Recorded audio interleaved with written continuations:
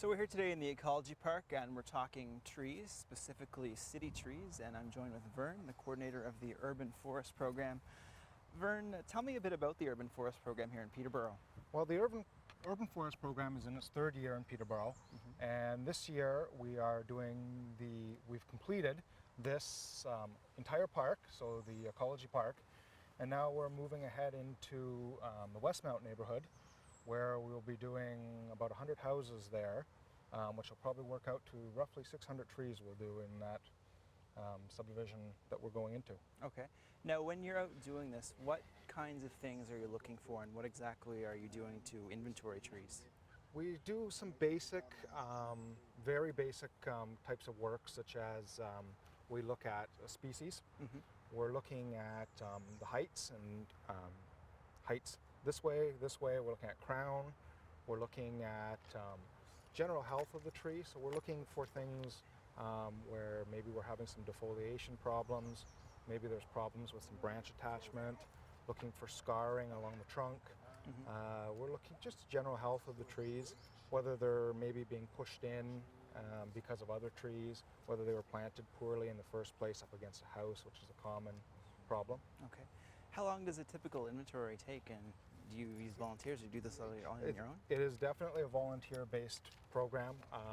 What we do is we usually come out with a group of usually 6 people, break it up into 2 groups, and how long it takes is really dependent upon how many trees you have in your yard. Now, what should people be looking for if they live in the neighborhoods you're working in this summer? Well, we will be sending packages out to the neighborhoods that we are doing, to the people we're doing. In that package, you'll have a little card that will allow you to, ask you to put it in the window, and that way if you're not home, we can still access your backyard and do the measurements. We'll still knock at the door.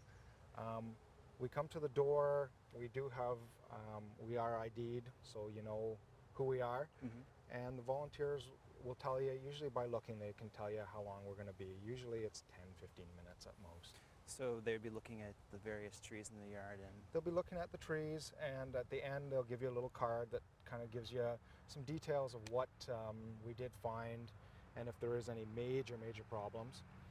The other thing that it gives us a contact number and information for contact, so if you do have further questions about your trees, you can give us a call, and we can answer most questions right over the phone. Okay, now when all this data is collected and all is said and done, what happens next? Well, that's a good question. It is the third year of the program. It's, as far as I know, the final year of the program. The data has been collected for these years.